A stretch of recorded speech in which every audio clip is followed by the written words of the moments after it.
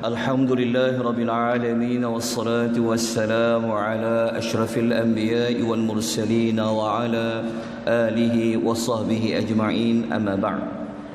Muslimin dan muslimat rahimani wa rahimakumullah, syukur kepada Allah pada pagi ini kita dapat meneruskan pengajian tadabbur ringkas surah Ar-Rahman, yang mana kita akan mengulangi kembali penerangan ayat nombor 46 muka surat nombor 33, yang mana ayat yang ke-46 ini merupakan ayat permulaan kepada penyebutan kurniaan nikmat Allah berkenaan dengan ganjaran syurga.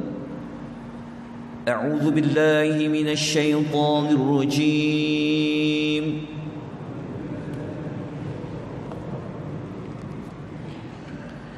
وَلِمَنْ خَافَ مَقَامَ رَبِّهِ جَنَّتَانِ.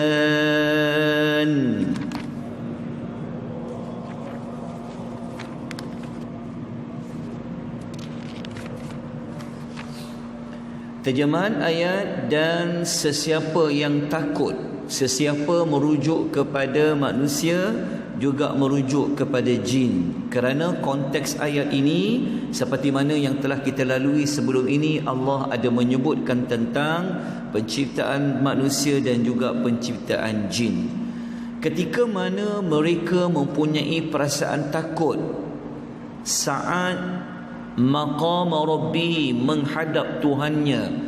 Maqam rabbih, salah satu maksud kita telah ulas pada minggu yang lalu adalah merujuk kepada qiyamah, qiyam. Maqam boleh dikaitkan dengan makna qiyam, iaitu berdiri, berhadapan menghadap Allah Azza wa Jalla. Maka apakah ganjarannya? Jannatan, disediakan baginya 2 syurga. Jadi kita bincangkan pada pagi ini, apakah makna 2 syurga. Okey, kalau tengok pada nota muka surat nombor 34, ada beberapa pandangan ulama tafsir berkenaan dengan 2 syurga. Maka kita ambil 3 daripada pendapat tersebut. Yang pertama, pendapat pertama mengatakan 2 syurga itu, syurga yang pertama adalah merujuk kepada syurga yang kita akan diberikan oleh Allah mengikut kepada amal yang kita lakukan. Maknanya syurga yang bergantung kepada amal. Ada syurga yang kedua yang Allah kurniakan, adalah syurga yang diwarisi.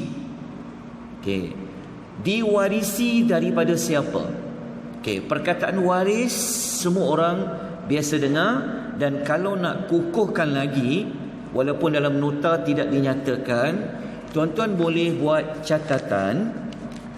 Perkataan mewarisi ni, perkataan mewarisi syurga, sebenarnya ada Allah sebutkan dalam ayat Al-Quran. Okey, tuan-tuan catat dalam surah Al-Mu'minun. Surah Al-Mu'minun, surah yang ke-23, rujuk pada ayat nombor 10 dan ayat nombor 11. Jadi kalau ada yang bertanya macam mana syurga itu diwarisi, ada ayat Quran kata seperti ayat 10 dan ayat nombor 11 surah Al-Mu'minun, Allah Ta'ala berfirman, a'udzubillahi minasyaitonir rajim, ulaika humul warisun. Dalam surah Al-Mu'minun, selepas Allah sebut sifat orang beriman ni, dia salat, dia khusyuk, dia tunaikan zakat, Allah sebut di hujung tu, mereka itu adalah orang-orang yang mewarisi. Mewarisi apa? Alladzina yarisunal firdausa hum fiha khalidun.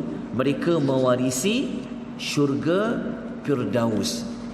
Okey, untuk kuatkan lagi makna diwarisi ini, dalam hadis yang saya disebut pada minggu yang lalu, Hadis riwayat Ibnu Majah, sabda Nabi SAW, tiadalah nota tapi kita boleh ambil perhatian, yang mana Nabi SAW bersabda, tidak ada seorang dari kamu melainkan walahu manzilan, melainkan dia mempunyai dua syurga. Dia mempunyai dua tempat tinggal. Manzilun fil jannah, satu tempat tinggalnya di dalam syurga, wa manzilun finnar, satu lagi tempat tinggalnya di dalam neraka. Okey. Fa in mata, jika dia mati, fadakhala an-nar, maka dia masuk neraka, warithal ahlul jannati manzilahu, maka ahli syurga itu akan mewarisi rumahnya di dalam syurga. Begitulah sebaliknya. Itulah pengertian ayat 10 surah Al-Mu'minun yang Allah mengatakan mereka akan mewarisi. Okey, ada hadis lain sebenarnya. Hadis-hadis lain tadi hadis riwayat Ibnu Abi Hatim, riwayat Ibnu Majah. Ada hadis sahih riwayat Muslim, Nabi menerangkan siapa manusia yang dia masuk neraka, kemudian dia akan tinggalkan rumah dia, tempat tinggalnya dalam syurga, beri kepada penduduk syurga. Ada hadis yang mana Nabi SAW menyebut, ya ini saya baca terjemahan hadis. Nabi kata pada hari kiamat kelak akan datang beberapa kaum daripada orang-orang yang beriman membawa dosa sebesar gunung. Lalu Allah mengampuni dosa orang beriman itu dan meletakkan dosa itu pula pada orang-orang Yahudi dan orang-orang Nasrani. Maknanya apa? Hadis tu nak kata Allah ampunkan dosa orang beriman, tetapi kesan dosa itu sebenarnya akan kena pada orang Yahudi dan orang Nasrani. Maknanya dia dikaitkan dengan syurga tadi. Jadi saya harap pendapat pertama ini jelas. Apa maksud dua syurga tadi? Okey, pendapat yang kedua mengatakan dua syurga ini, seperti kata Syekh As-Sa'di, dia kata syurga pertama Allah beri sebab dia buat ketaatan, dan syurga kedua Allah beri kerana dia tinggalkan apa yang Allah larang. Ini pendapatlah. Pendapat ketiga kata dua syurga tu sebenarnya satu syurga maksudnya untuk manusia, satu lagi syurga adalah untuk jin, seperti mana yang disebutkan oleh Al-Imam Asy-Syaukani, disebutkan juga oleh Al-Imam Ibnu Katsir. So ada satu nak ambil ni, wallahu ta'ala a'lam. Tapi pendapat ketiga ni dia ada kaitan selari dengan ayat-ayat yang kita baca sebelum ni. Ingat tak? Dalam surah Rahman ni, kan mula-mula surah Rahman ini turun, Nabi bacakan kepada kumpulan jin. Masih ingat? Lepas tu dalam surah Ar-Rahman ni kita jumpa perkataan anam, wal arda wada'aha lil anam. Anam dekat situ merujuk kepada manusia dan jin. Lepas tu kita jumpa ayat sebelum ini Allah sebut tentang penciptaan jin, manusia dan jin. Lepas tu kita jumpa sebelum ini Allah sebut tentang ats-tsaqalan, dua yang diberikan tanggungjawab. Okey. Dan nanti kita akan jumpa lagi, memang sebut lagi perkataan jin. Ingat lagi sebelum ni Allah pernah cabar, kalaulah ada orang boleh lari daripada kiamat tu, waktu kiamat dah jadi, silakan lari, ikutlah penjuru-penjuru langit. Allah cabar jin, betul tak? Mana konteks ayat ini berkisarkan tentang manusia dan jin. So apa pelajaran yang boleh kita ambil? Nombor satu, nombor satu, perasaan yang takut. Kita duk fikir, orang beriman dia selalu fikir nanti macam mana nak berhadapan, berdiri di hari kiamat, nak berhadapan dengan Allah. Macam-macam Allah tanya kepada kita. Tanya tentang umur, tanya tentang masa, tanya tentang kewajipan, tanya tentang tanggungjawab, tanya tentang larangan-larangan. maka manusia yang dia dapat perasaan takut dan dia fikir akhirat itu merupakan penyebab dia akan boleh masuk ke dalam syurga. Yang kedua, memang jelas-jelas dalam ayat itu terdapat dua syurga yang disediakan oleh Allah di hari akhirat. Baik, kita baca ayat nombor 47.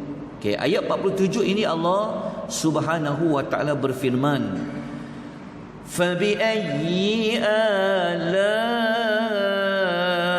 rabbikuma tukadziban."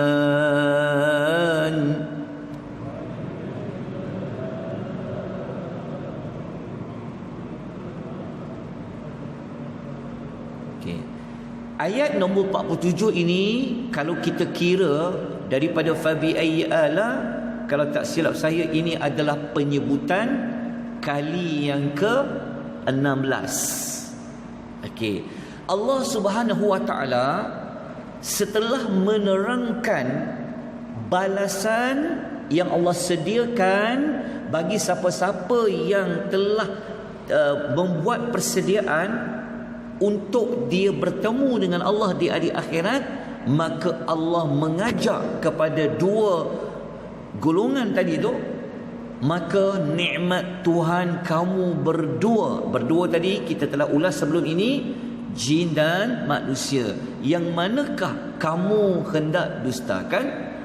Okey, ayat ini merujuk kepada nikmat kurniaan Allah yang harus diperlakukan, yang harus disyukuri. Tapi apa berkaitan, maksudnya apa hikmahnya penyebutan dapat dua syurga tadi tu lepas tu dengan nikmat? Kita baca ulasan yang dikemukakan oleh Syekh Abu Bakar Jabir dalam tafsir Al-Aithar. Beliau menjelaskan, boleh tengok maklumat tu muka surat nombor 35. Okey, baik, muka surat nombor 35 betul. Kenapa jadi nikmat bagi ayat nombor 46 tadi? Kata beliau, nikmat dekat situ iaitu pahala, ganjaran yang Allah akan berikan kepada seseorang di antara kamu semua, yang mana ketika dia nak buat maksiat di dunia, dia teringat pada saat dia akan berdiri di hadapan Allah, lalu dia tinggalkan maksiat itu, maka Allah memberikan kepadanya dua syurga. Jadi nikmat situ kat mana? Nikmat dapat ganjaran syurga. Okay. Apa pengajaran ayat 47 ini? Jelas dan terang bahawa pengajaran dia adalah nikmatnya nikmat apa? Dikurniakan dua syurga. Itu adalah nikmat. Apabila Allah menyebut dia akan dapat dua syurga, bukankah itu nikmat yang harus diperlakukan? Waktu diulang tentang fabi ayyi ala'i rabbikuma tukadziban. Baik, tuan-tuan, kita teruskan ayat yang ke-48. Muka surat nombor 35.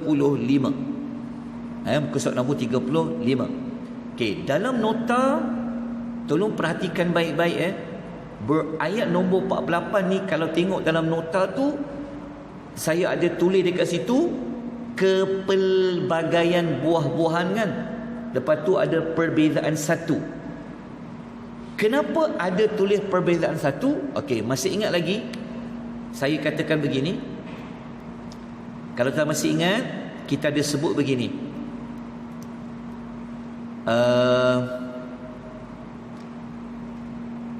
Ayat surah Rahman ni bermula ayat 46 sampai 61 adalah penyebutan syurga kelas yang pertama.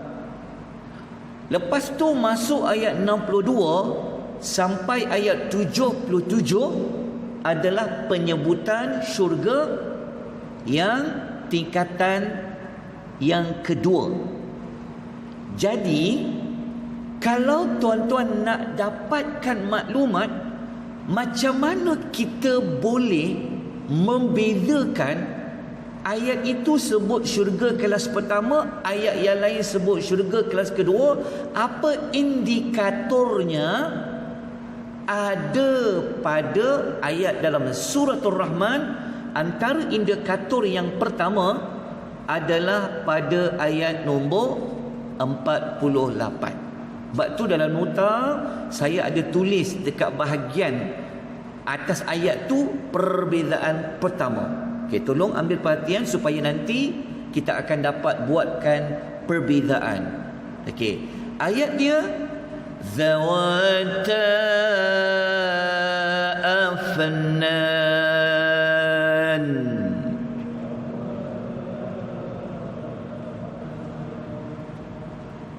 Okay. Zawata dia merujuk kepada ta kat situ, merujuk kepada kedua-dua syurga yang Allah sebut pada ayat nombor 46 sebelum ni. Okey, selepas ini tuan-tuan akan jumpa Allah akan bawa dua syurga. Allah akan cerita dua. Menariknya surah Ar-Rahman ni. Jadi Allah Ta'ala kata dua syurga yang kita baca ayat 46 tadi itu, Allah Ta'ala kata apa? Afnanin. Afnan mempunyai pelbagai jenis pohon dan buah-buahan. Okey, isu yang dibincang kat sini adalah afnan. Apa itu afnan? Okey.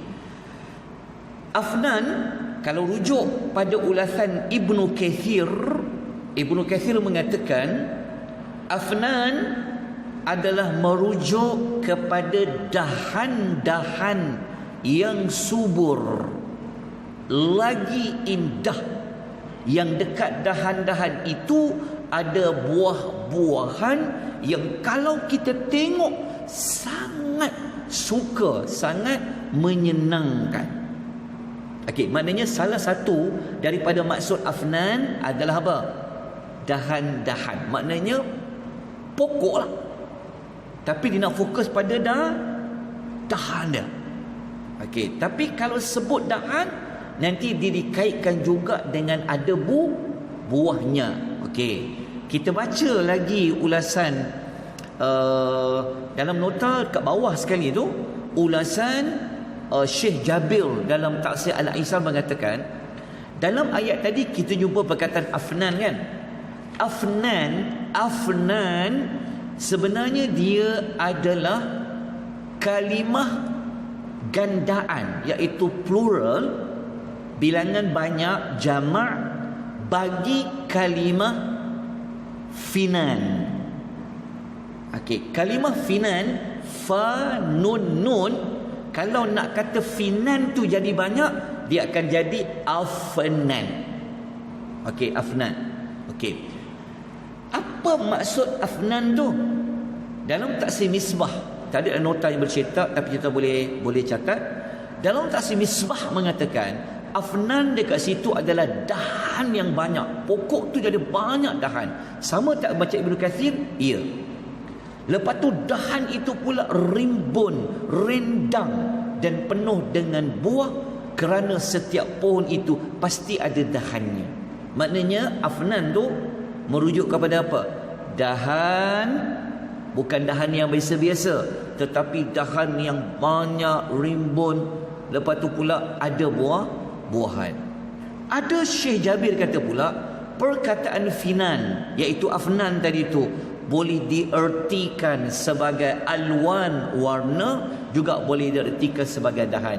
Maknanya kesimpulan dia beginilah, para ulama sebenarnya berkhilaf apa itu sebenarnya afnan. Ada yang kata dia merujuk kepada dahan, ada yang kata merujuk kepada yang berwarna-warni, ada yang kata hujung dahan.